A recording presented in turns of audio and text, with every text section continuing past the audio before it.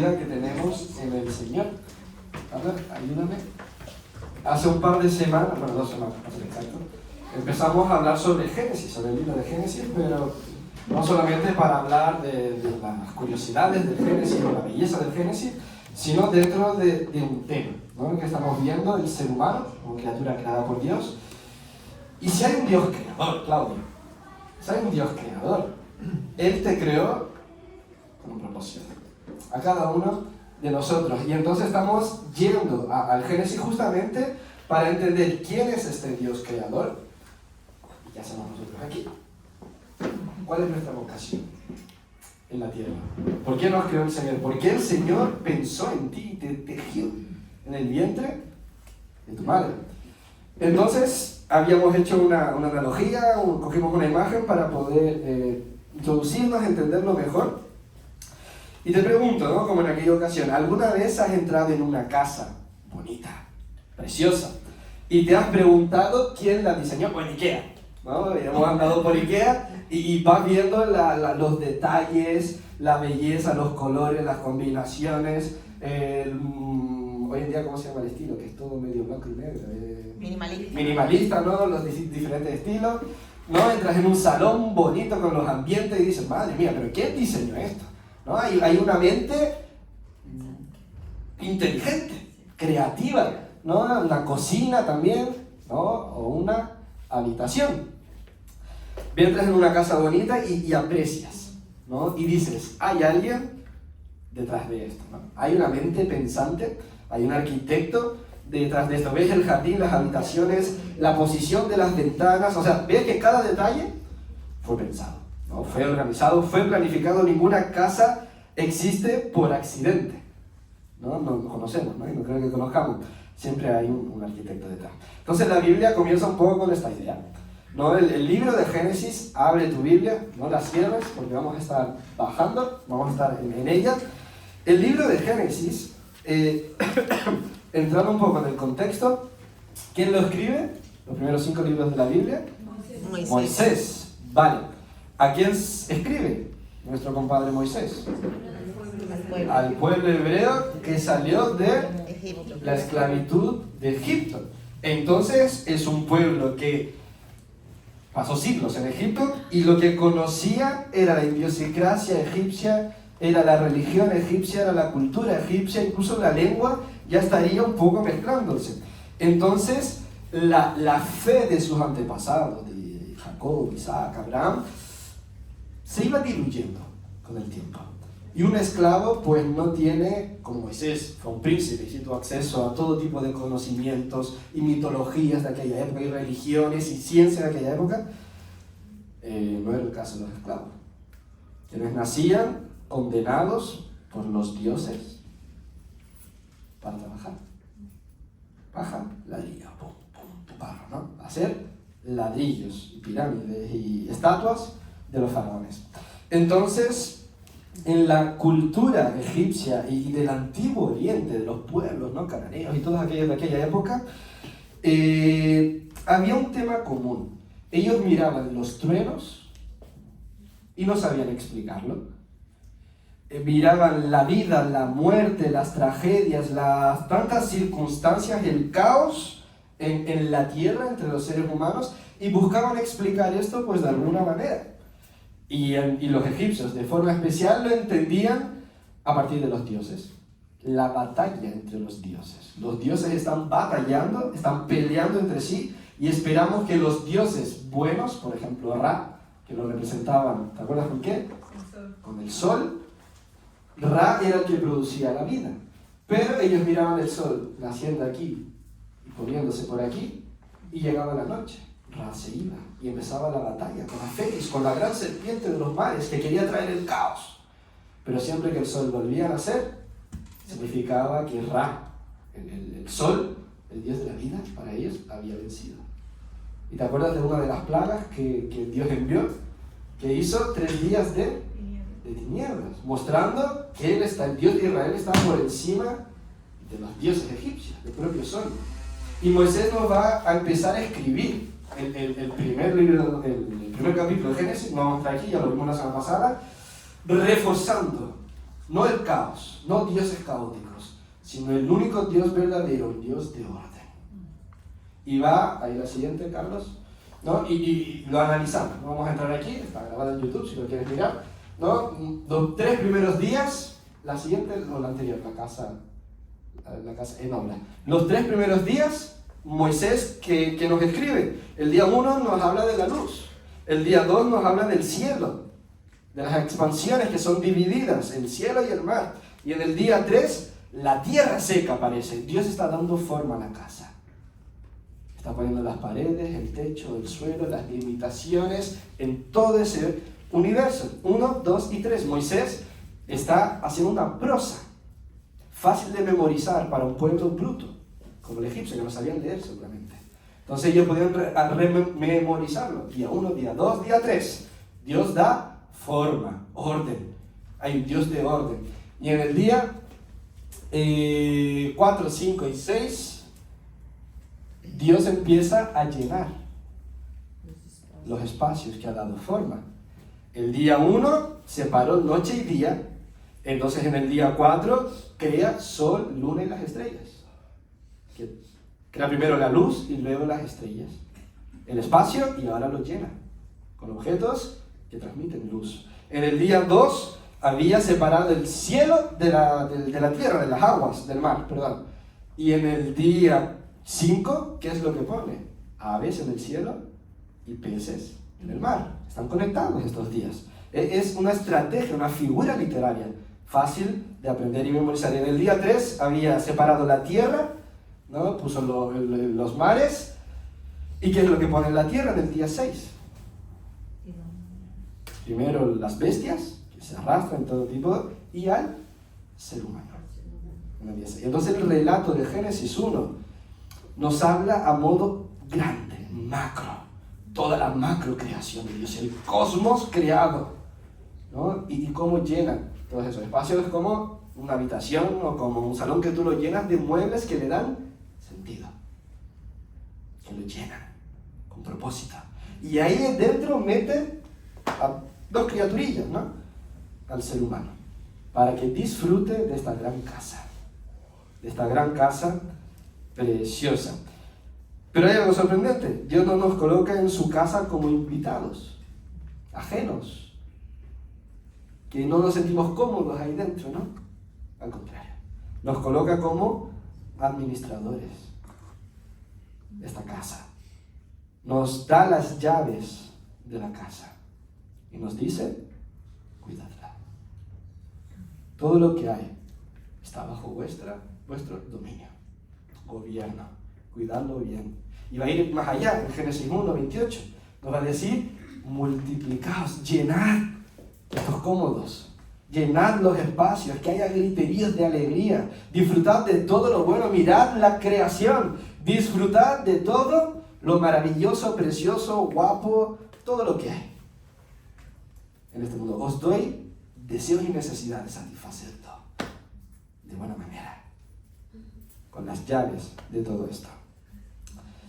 Sin embargo, hoy vamos a entrar en Génesis 2. Sin embargo, vamos a seguir caminando y es otro relato de la misma creación. Tenemos el primer relato de la creación y Génesis 2 es otro relato, pero con un estilo diferente. El 1 nos habla de la macrocreación. El 2 es como un embudo, se va a centrar en lo pequeño, en el ser humano. Va a ser una especie de diálogo, de conversación, de narrativa entre Dios y su criatura, nosotros, los seres humanos. Es como un poco el Señor de los Anillos, no sé si lo habéis visto, que empieza mostrándonos el macro universo, la belleza del universo, pero se va luego enfocando en la historia de un personaje, de Frodo, ¿no? Y sus colegas. Entonces, Génesis 2, ahora el relato se va a centrar en la relación de Dios con estos seres humanos, con Adán y con Eva. Y el tema central, la idea central, el pasaje que vamos a llegar a él, es esa palabra que el Señor dice. No es bueno, ahí está, que el ser humano, que el hombre, esté solo. Vamos a estar viendo un poco lo que significa esto. ¿Qué significa? ¿No? El proyecto de Dios no puede llevarse a cabo, en definitiva. spoiler, no puede llevarse a cabo por una sola persona. No era el plan del Señor. Para cumplir la misión de Dios, la vocación que nos dio Dios de sojuzgar y aprovechar y multiplicar todo lo que el Señor nos ha dado, el ser humano necesita a alguien a su lado. Necesita a alguien a su lado. Otro ser humano. Y ahí aparece una de las frases más interesantes y que llegaremos allí. Le haré una ayuda idónea. Vamos a estar respondiendo a qué significa esto. Sí, sigo aquí. ¿Estamos bien? Sí. Uy. Sí, sí. Necesitamos feedback, ¿eh? Déjame llegar aquí. Y entramos en el séptimo día, ¿no? Te darás cuenta que nos lo saltamos. El séptimo día liga el capítulo 1 y el capítulo 2. Incluso está en el capítulo 2. ¿Acaso tu Dios necesita descansar? No. Pero los dioses egipcios sí. Mi Dios no necesita descansar, pero los dioses egipcios sí. Crean a los seres humanos para dejar de trabajar, que sean sus siervos y sus esclavos. Esa era la idea. Entonces el hecho de que nuestro Dios Yahvé descansa en el séptimo día no es porque esté cansado, sino porque su obra está completa. Y está enseñando al ser humano que es su imagen, no Faraón es la imagen de Dios como se creía. Él dice, todo ser humano es imagen de Dios. Nos dice, el descanso es importante.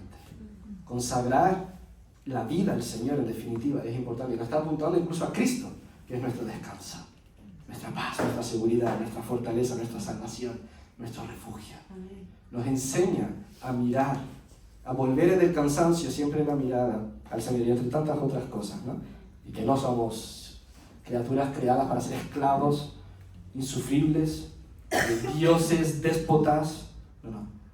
Es un Dios que viene a relacionarse con nosotros. Y ahora empieza el capítulo 2. Cómo Dios se relaciona con su creación. Descansa porque su templo ya está terminado. La gran creación, el cosmos, es su templo. Y Dios ya va a descansar porque ya terminó.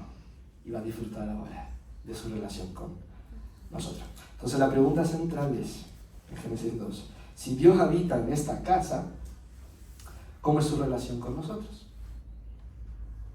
En esta casa, donde nosotros estamos con Él. Pues vamos a Génesis 2. ¿Tienes tu Biblia ahí?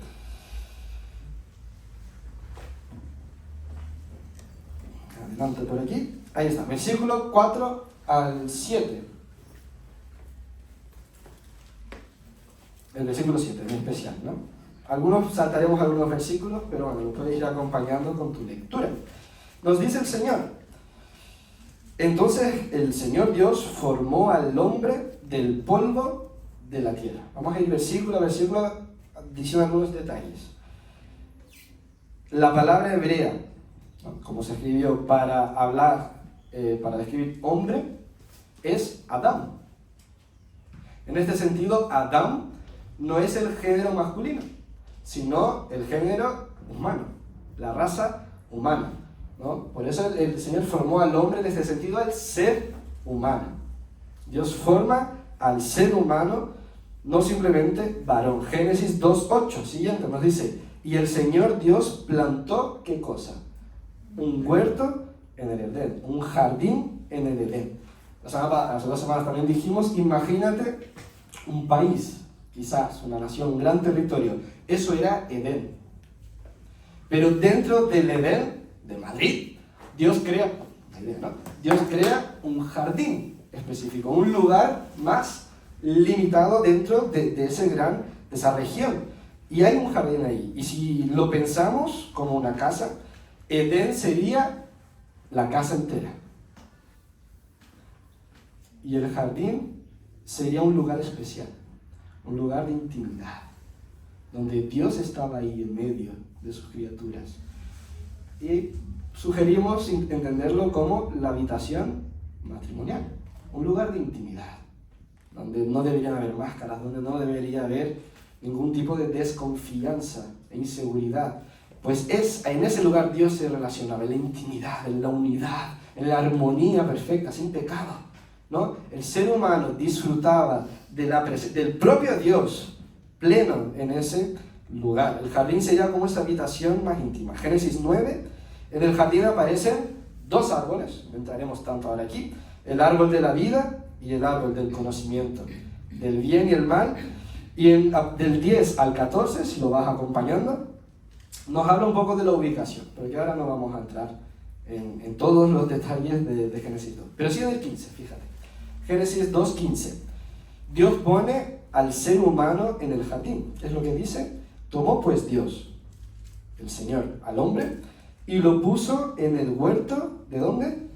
De Edén, para que lo labrara y cuidase, para que lo labrara, para que lo trabajase.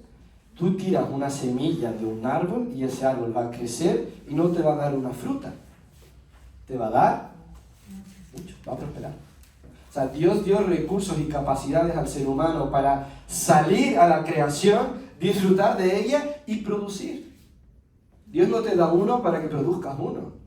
Dios te dio creatividad, te dio capacidades de producir tecnología, te dio un senso de justicia, de que no es todo para ti. Pero el ser humano estamos llamados a crecer en todas las áreas de nuestra vida. Y el Señor quiere y multiplicar en este sentido, no es solo biológicamente, sino que la tierra prospere, porque el Señor la creó para prosperar, no para mediocridad, pero sin pecado, con justicia, buscando mi vida fructifica para bendecir, no para que yo me coma mis propios frutos. Estos verbos son muy importantes, trabajar, ¿no? Y cuidar, y están conectados con Génesis 1:28, sojuzgar y multiplicar. Ahora lo definen más verbos. ¿Qué es sojuzgar en este sentido y multiplicar? Es trabajar la tierra, que produzca, ¿no? Y cuidarla, ser responsables con la creación del Señor. Entonces el ser humano debía administrar y desarrollar la creación, no explotarla, pero sí desarrollarla, Esto incluye ciencia, arte, agricultura, cultura, tecnología, justicia, bueno, tantas áreas de la vida. Cuando las comunidades prosperan y viven con justicia, Dios es glorificado, como la ciudad de Dios, la futura Jerusalén. Que el Nuevo Testamento y el Apocalipsis nos apuntan a ella. Entonces, seguimos. Génesis 2, 16, 17. Dios establece en ese jardín, una línea roja, un límite. Dice, de todo árbol del huerto podrás comer, mas del árbol del conocimiento del bien y del mal no comerás. Fijaros, hay de todo, mi hermano. Quizá Adán y Eva no serían capaces de probar todas las frutas y árboles que había en el Edén. O sea, Dios fue abundante, excesivamente abundante. O sea, podrás comer de todo, hijo mío. Pero hay uno que no lo comerás. Uno pone una línea roja, un límite. Dios creó un mundo lleno de oportunidades, pero puso un límite para el bien del ser humano. Imagínate como una señal de carretera. El stop es para fastidiarte la vida. El ser el paso es para fastidiarte la vida. Están ahí, ¿no? ¿Para qué es? Para tu cuidado y el de otro para protegerte. Límites para proteger. Dios estableció límites porque sabía que la vida humana florece dentro de su diseño, no más allá del diseño de la mente de Dios, del arquitecto, del creador. Él es el diseñador. Él sabe para qué es la vida y cómo aprovecharla y gustarla. Pero muchas veces escuchamos otras voces. No necesitas a Dios para saber lo que es bueno. No sé si te suena. Tú decides lo que está bien y lo que está mal. Sigue tu corazón, sigue tu sentimiento. Y cuando el ser humano decide definir el bien y el mal por sí mismo, de dónde puedo y no puedo comer, algo empieza a romperse. Las relaciones, ya que fueron a buscar a más, ¿no? Las relaciones dejan de ser espacios de confianza. Cuando cruzamos las líneas que Dios dice que son las mejores para nuestra vida, incluso nuestras relaciones, nuestras propias relaciones dejan de ser espacios de armonía, donde quiero que el otro crezca más que yo, donde no voy a luchar por tener la razón, y voy a pagar altos precios y daños para lograrlo. Son espacios que permitimos que entre la competencia, la rivalidad, el control. Es lo que vamos a ver en Adán y Eva. Ahora, por ejemplo, tenemos a Caín y Abel, los hijos de Adán y Eva que estuvisteis viendo la semana pasada. El pecado entra, destruye las relaciones. Por ejemplo, de Adán y Eva, esa habitación armoniosa se rompe. La rivalidad, la mujer que me diste, sinvergüenza de este Adán. Y eso pasa a generaciones, la naturaleza del ser humano cae. Y esa maldad será multiplicable. Y Adán y Eva ven a sus propios hijos matarse. El ser humano deja de ser humano y empezamos a ser bestias, buscando nuestro propio beneficio. Nos bestializamos. Eso es lo que apunta el Antiguo Testamento. Por eso Dios va a mandar una ley para intentar poner orden. La depravación, la bestialidad, el orgullo del corazón humano. En lugar de preguntarnos cómo puedo amar, servir y aprender al que tengo a mi lado, empezamos a preguntarnos cómo puedo protegerme, cómo puedo ser mejor que él, cómo puedo ganar, sacar provecho, que no me pillen, cómo puedo tener la razón, quedar bien, que se haga mi voluntad. Esto se ve especialmente, ¿no? En toda parte, pero de forma especial en relaciones de hombres y mujeres. Dominación, manipulación, resentimiento, violencia física y psicológica, guerras culturales, históricas entre sexos, entre ricos y pobres, entre naciones, por poder, por tener la razón. Imagínate, ¿sí? ¿Qué tenemos aquí? ¿Un pez? ¿Dónde? En un acuario, ¿no? En una pecera, en un acuario. Imagínate un pez en un acuario. Un pez puede pensar que el agua lo limita, ¿no? Ve los cristales, la gente un poquito ahí que empieza a golpear los cristales, ¿no? Y se da cuenta que hay una limitación. Allí puede pensar, quiero libertad, quiero salir de aquí, lo mejor para mí está ahí fuera. Pero en el momento en que salta fuera del agua, empieza a morir. No porque alguien quiera castigarlo, sino porque ha abandonado el ambiente para el cual fue creado. Cruzó la línea. Lo mismo ocurre contigo y conmigo. Cuando dejamos el diseño de Dios para esta vida y las relaciones, puede parecer libertad por un momento. Hacer las cosas a nuestra manera. Pero tarde o temprano descubrimos que nos estamos quedando sin aire. O sea, cuando Dios le dice a sus criaturas que si coméis de ese árbol moriréis, es justamente lo que está diciendo el pez. Si sales del acuario, morirás. No porque soy malo, sino porque sé lo que es mejor para ti. Yo necesito ser atropellado para saber que eso me va a hacer mal. Yo necesito mentir para saber que eso traerá consecuencias y que no podré dormir bien por la noche. Dios no quería que el ser humano experimentara el mal. Quería que al ver la línea pudiese obedecer y así saber, mirando la señal de stop, de que de allí no convenía pasar. Es un Dios que sabía lo que el mal era en la vida y lo que iba a traer. Por eso con amor, con cuidado, le da de todo. Pero solo de esto no. Para que aprendas, para que sepas que yo quiero lo mejor para ti. Dios no es malo. No es un amor tóxico, ¿no? Dios nos dice, ¿no?, que fuera de Él estamos perdidos. Y eso no es un amor tóxico. Es el pez. Está diciendo, fuera de mí, fuera del acuario estáis muertos. Estáis muriendo a día, separados de mí. Esa es la muerte que el Génesis nos advierte, y eterna. El hombre y la mujer, ¿qué encontramos aquí? Génesis 2:18. Ahora si el Señor dice, no es bueno que el hombre esté solo. ¿Qué significa esto? No se refiere simplemente a estar aburrido. Y va a estar tirando piedras al río toda la vida, ¿no? Cortando troncos solo la vida entera. O un sentimiento. Se refiere a la vocación. Tenemos que entender Génesis 2 de qué nos viene hablando, de Génesis 1 de qué nos vienen hablando, de la vocación del ser humano, representante de Dios, imagen de Dios. El ser humano debía cultivar la tierra, expandir el jardín, llevar la armonía, la belleza de esa habitación a todo lugar, representar a Dios en toda la creación, ser imagen de Dios. Pero no podía hacerlo solo, no mucho, no podía hacerlo solo. Por eso nos dirá, le haré ayuda idónea.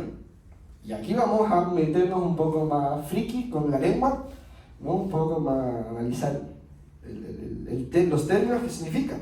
En hebreo es una palabrota, ¿no? Ser kenecto. Significa, se traduce, suele traducir, no sé cómo tu Biblia lo traduce, ayuda idónea, ¿no? Popularmente. El término eser, ¿a qué te suena? Ebenezer. Hay un hombre, el siervo de Abraham, que le busca esposa a Isaac. Un compañero mío del seminario. Eliezer. Eliezer, Eser. Eser se traduce por ayuda, ¿no? Cuando el pueblo de Israel, ¿no? Samuel en las guerras y todo, construye el monumento, las piedras esas, recordando hasta aquí nos ayudó el Señor. Eben, Eser. O Eliezer, Dios es mi ayuda. Mi ayuda viene de Dios. Él siempre es Dios. Mi ayuda viene de Dios. Esta palabra, ¿no? Significa esto. Entonces, otras traducciones más antiguas, por ejemplo, algunas católicas, incluso en portugués también, en vez de ayuda la traducen por auxiliadora o auxilio. Se ha cambiado, se ha dejado, porque culturalmente, por ejemplo, la palabra auxiliador, ¿con qué la usamos? Tú eres enfermero, tenemos una enfermera aquí, y abajo de la enfermera, ¿qué viene? Un auxiliar de enfermería. Estamos hablando de categorías. De alguna manera u otra, un puesto inferior. Un auxiliar administrativo, que está por debajo. Y no es la idea del Génesis. No es la idea del Génesis, de los relatos. Te estaba poniendo, incluso vamos a ver, que Eva va a salir de la costilla, del lado de Adán, no del meñique, del pie para que la pise, ni de la cabeza para que mande, del costado, dos iguales en la misión de Dios. Entonces, auxiliadora, pues no es una traducción, que al final son traducciones que tenemos, que más dialogue realmente con el texto. Luego se ha traducido por ayuda, pero nuevas traducciones también han encontrado un poco de conflicto en ayuda, porque ayuda puede sonar, por ejemplo, a un profesor que tiene 40 alumnos y solicita un ayudante, ¿no? Él dice, yo doy abasto para 30, pero me faltan una ayuda para cubrirme lo que falta. Suena un poco también, no expresa perfectamente la idea del texto. Y fíjate, otro tema maravilloso. Hay otros lugares en la Biblia, aparte de Ebenezer y Eliezer, que usan esta expresión. Y fíjate con quién la usan. Que es muy interesante analizar en todos los lugares donde la Biblia se usa la misma palabra. Fíjate, Deuteronomio 33:2 dice, no hay como el Dios de Jerusum, el Dios de Israel, que cabalga sobre los cielos para tu ayuda. Está diciendo que Dios es como un guerrero que viene en un caballo para ayudarte. Dios es Eser del pueblo. No es inferior. Dios no puede ser inferior al ser humano. Dios no viene para darnos, tú estudia y Dios va a hacer la otra parte. Mentira, Dios está en todo el proceso. Mientras estudias, mientras te esfuerzas, ahí está el Señor también, como lo veíamos en una vida con propósito. Entonces, vemos a Dios como guerrero. La ayuda como guerrero, que cabalga. Vemos Salmos 33:20. Nuestra ayuda es Él y nuestro escudo es Él. O sea, el Señor es mi escudo, es mi protector. Ayuda en este sentido también es protección divina. Divina, mi socorro. ¿De dónde viene mi Eser? Mi socorro viene del Señor. Salmo 75. Dios mío, apresúrate a mí. Tú eres mi ayuda y libertador. Mi ayuda es mi libertador, Dios es mi libertador, no es inferior, mi hermano. Es el que nos salva del verdadero problema. Salmo 124:8. Nuestra ayuda está en el nombre del Señor. Y nombre, siempre que el Antiguo Testamento nos habla del nombre, nos habla del Dios que hace un pacto, una alianza con el ser humano. Dios es mi aliado en toda circunstancia. Vale, ¿y esto para qué? ¿Cómo traducimos entonces? ¿No? Nuevas traducciones, por ejemplo, el NBI actual y otras versiones, han elegido justamente este término, aliado. Aliada. ¿No? Le daré una aliada idónea, en este caso. Porque aliada no significa, un aliado tuyo no significa que ni es superior ni inferior. Ni que te va a cubrir en lo que te haga falta. Ahora sois un ejército. El aliado pasa a ser parte de tu ejército. Si eres pequeño o grande, da igual. Pasa a ser parte de tu ejército. Suena bélico, que tampoco es la idea del texto, pero bueno, creo que matiza y transmite la idea de dos coiguales, de dos personas iguales. Y kenegdo, idónea, que traducimos por idónea. Estamos ya viendo en la última fase. La segunda palabra significa literalmente, Virginia, levántate, idónea, ¿no es cierto? Le daré una persona enfrente a él. No en este sentido. No sé si conocéis a MacGregor y al ruso este. No en un sentido de mi contra. Que estará siempre en mi contra. Que también se puede sentir en el sentido de contra, pero en el sentido de dos iguales. La siguiente imagen. En la misión. A alguien le daré una aliada enfrente. Que trabajarán juntos. Cara a cara. Ojo en el ojo. Dos iguales. Y algunos autores, como N.T. Wright y tantos otros, prefieren en vez de idónea, prefieren usar el término, que se me ha ido aquí, semejante. Algunas versiones incluso lo ponen. Le daré una aliada semejante, como él. Para la vocación, para la misión, para sojuzgar la tierra. Dominar, cultivar, trabajar, prosperar, multiplicar, no hay otra forma. Los animales, Adán vio a los animales y dijo, con ninguno sirve. No, Dios le creó una igual, diferente, pero igual, en dignidad, en valor, en misión, delante del Señor, con el mismo acceso a Dios que Él, con la misma responsabilidad delante de Dios que Él, un igual en todos los sentidos. En Wright dirá, alguien que lo corresponde en su humanidad. La mujer completa al hombre en el sentido de que solo así tienen una relación completa, una carne. Como el versículo siguiente dirá, los animales no lo complementan, no lo completan. Son bonitos, pero no. Alguien que camina junto, como un igual, la costilla, al lado de él. Génesis 2, 21, 22 nos dice, Dios Adán lo puso en un sueño de la costilla que Dios, el Señor, tomó del hombre, hizo una mujer y la trajo al hombre. Dios forma a la mujer del costado de Adán, como dije, no del pie, no de la cabeza, ni inferior ni superior, sino del costado. La imagen es clara, al lado.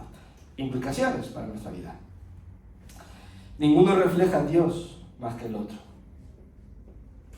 Según el relato, ninguno refleja, es más imagen de Dios que el otro. Ambos tienen igual acceso, rendición de cuentas, relación con Dios. Ninguno tiene más valor como ser humano. No es la idea del texto. Ninguno es más humano. Algo que era revolucionario para la época. En los hebreos, saliendo de Egipto.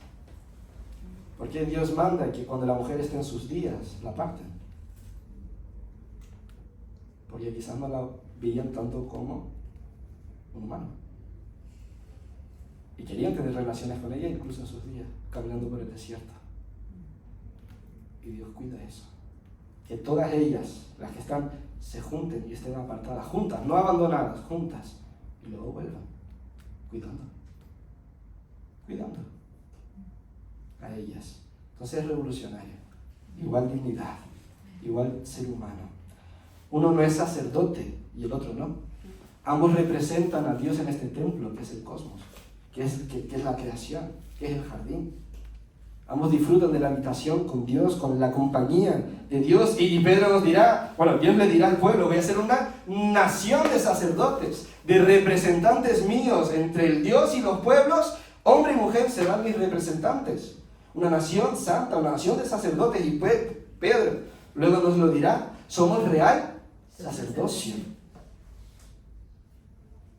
Génesis 2:23, seguimos avanzando. Adán exclama, el primer poema, o palabras poéticas que vemos. ¿No? Esto es ahora hueso, era el anterior abajo. Ahí está. Esto es ahora hueso de mis huesos, carne de mi carne. La misma idea. Por primera vez se encuentra alguien verdaderamente humano como él, que lo corresponde. 24, donde dice, serán solo una carne. Bueno, ya hablamos de esto. Pero, mi hermano, Génesis 3 rompe todo esto, da un borrón en todo esto, en el perfecto y bello proyecto del arquitecto. Dios rompe, el ser humano rompe, cruza la línea. No vamos a entrar en el relato, pero el ser humano cruza la línea, salta fuera del acuario. Y esto trae consecuencias en la relación entre los iguales. Trae consecuencias, ¿no? La mujer que me diste, la serpiente, rompe la relación con la creación, se avergüenza de sí mismo, o sea, ya la autoimagen se distorsiona totalmente, se rompe la relación entre, se esconden de Dios, y entra la muerte incluso, y la creación ahora gime. La tierra ahora, el hombre trabajará, el ser humano, con sudor. Esa tierra que era tan productiva. Y en el 3:16, la segunda parte, dice este texto. Tu deseo, hablando a Eva, ¿no? Tu deseo será para tu marido. Habla de los dolores de parto, habla de todas las consecuencias que trae el propio cuerpo. Y luego nos dice, tu deseo será para tu marido y él te dominará. Otro texto que a veces se puede interpretar de una manera desconectada del contexto que el pasaje nos está hablando. ¿El pasaje de qué nos habla? De dos iguales en la misión de Dios. Y muchas veces se ha interpretado este texto, no sé si lo habrás oído, ¿no? Que tu deseo de la mujer será tener hijos, tener relaciones, estar con tu marido, aunque él te domine. No obstante, si avanzas una página en la Biblia, el capítulo 4, versículo 7, si no me equivoco, verás el caso de Caín y Abel, que lo visteis la semana pasada. ¿Qué es lo que Dios le dice a Caín una vez que ha matado a Abel? El pecado está al acecho como una bestia atrás de ti, queriendo dominarte, pero tú podrás dominarlo. Es la misma estructura gramatical que se usa en 2:16, solo que uno se traduce que el pecado está en contra de ti, y aquí en el de Eva le dice tu deseo será, pero realmente la idea es que tu deseo será contra. Es la misma expresión de 4:7. El pecado está en tu contra, te quiere dominar. La palabra es deseo de dominio. O sea, ¿qué es lo que el texto nos dice? El deseo de Eva será dominar a su otro igual, pero él será quien te va a dominar.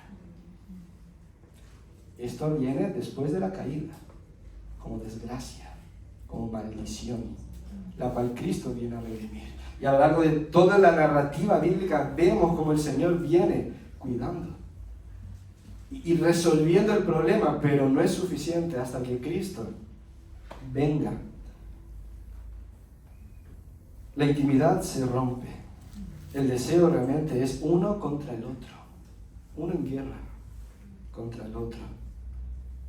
La relación se convierte en lucha por control, y lo vemos a lo largo de la historia. Lo vemos a lo largo de la historia. Uno contra el otro. Dominación, inframoralización, violencia, manipulación, guerra, ideologías que buscan imponer uno sobre el otro.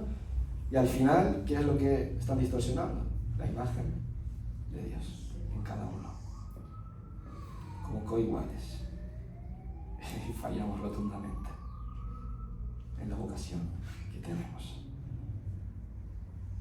Solo que hay una esperanza. El propio versículo que nos habla de esto también nos dice que vendrá aquel que sí resolverá el problema, que aplastará la cabeza de la caótica, de la serpiente, de Satanás, el príncipe al que le entregamos las llaves de la casa. Se las entregamos a Satanás. Y él dicta el pensamiento del mundo, él dicta lo que el mundo ve como valoroso, como bueno, como malo, como digno, como bello. Y nos dejamos engañar. No renovamos nuestra manera de pensar en lo que Dios dice, en la ley del Señor. En mis mandamientos he guardado tus dichos para no pecar contra ti. Tu palabra es más dulce que la miel, me deleito en tus dichos, Señor. Tu palabra es la verdad. Santifícame en tu verdad. Cristo es la verdad, Cristo es la palabra, Cristo es los mandamientos, Cristo son los estatutos, Cristo es el Antiguo Testamento, Cristo es la palabra, el Verbo encarnado, eterno. Y Cristo viene para pisar. Es mordido del calcañar.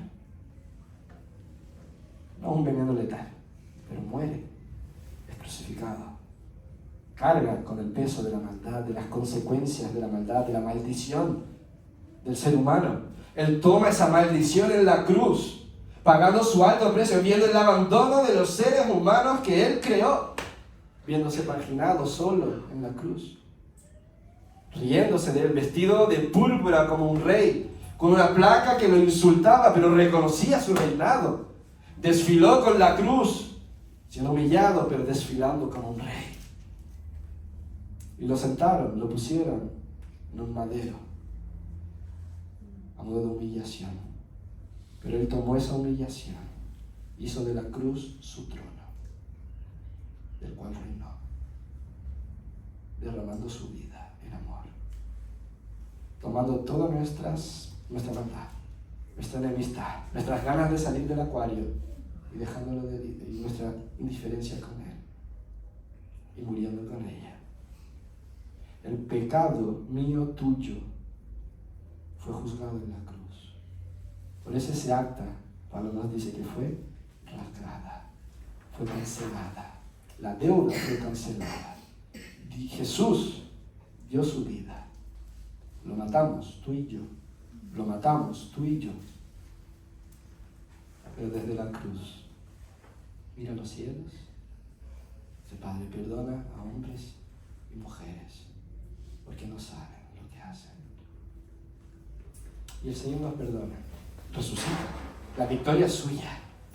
La esperanza entonces nos la ofrece. Nos habla de una futura creación que vendrá, donde ya no habrá la presencia del pecado, la maldad y el egoísmo. Pero estamos en un camino como iglesia, donde Él se va formando en nosotros. Y Pablo nos dirá algo. Ya no hay judíos ni griegos, ya no hay libres, ya no hay esclavos. Los que estamos en Cristo, ya no hay estas diferencias. No hay varón ni mujer, porque vosotros sois uno en Cristo. Todos tenemos acceso a Dios de la misma manera, la misma salvación, redención y bendición que fue tomada. La maldición que fue tomada se transforma en bendición, restauración, redención. Aquello antiguo el Señor lo está formando de nuevo. Amén. Hasta el día que Él vuelva. Y para concluir, ¿qué pasa con la vocación? Tuya y mía. Dios va restaurando la vocación original. Hombres y mujeres como aliados en la misión de Dios, echando fuera las mentiras y yendo a la verdad. Cristo restaura el sacerdocio universal de todo creyente. Tú eres un y una representante de Dios en el mundo.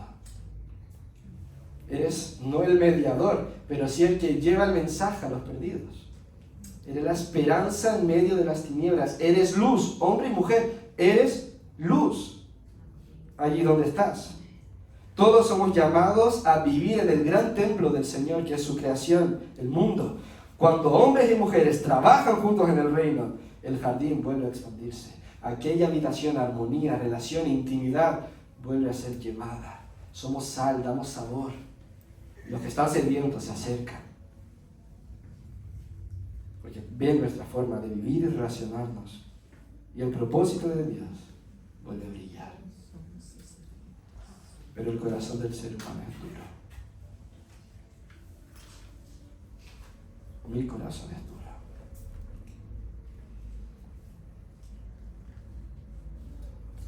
Piensa en tus amistades, o en tu matrimonio, o en el matrimonio que quieres formar.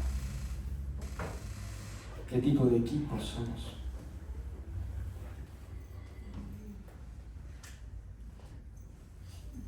¿Necesitas confesar algo al Señor? ¿A tu compañero? ¿A tu compañera? ¿Os amáis? ¿Respetáis? ¿Servís unos al otro? ¿Os laváis los pies los unos a los otros? ¿Os sometéis, Efesios 5:21, os sometéis los unos a los otros? En la práctica, eso es servir. Servirse los unos a los otros. El otro como superior a mí. Por amor. Sois fieles, pacientes, perdonadores, prestos a perdonar, a servir. Somos personas que se convierten en aliados para participar en la misión de Dios. Ese es el proyecto, por eso me uno a otra persona para exponencialmente llevar el reino aún más allá. El soltero también lo hace, pero el matrimonio puede ir a otros lugares y más allá. Sois dos, igual de dignos con soltera, igual de completa con soltera, pero reconocemos la marca del pecado en nuestras relaciones. Que somos personas que quizás no somos tan aliados, un auxiliador, alguien que me sirve. Ayer, en las conferencias que estuvimos, me gustó mucho la frase, con esto termino. Sin arrepentimiento no hay libertad. Sin arrepentimiento, confesión, restauración. Estoy hablando tú con tu amigo, con tu pareja, con tu matrimonio, Sin confesión, no hay libertad. Sin arrepentimiento no hay libertad verdadera. Somos esclavos. Y sin libertad no hay verdadera relación con Jesús. No tienes el acceso al Señor. Porque el Señor no está donde está el pecado, escondido, encubierto. Y sin Jesús, la llave de tu vida la tiene Satanás. Tu Señor no es el Señor Jesucristo, sino que estás bajo, estás atado a las mentiras del engañador, a la frialdad del engañador, a la comodidad que el engañador quiere que estés. Muerto, muriendo, y no siendo vivificado en el Señor. ¿A qué lleva esto? Discriminación, falta de perdón, familias rotas, odio contra una etnia, contra un color, contra alguien que te hizo mal.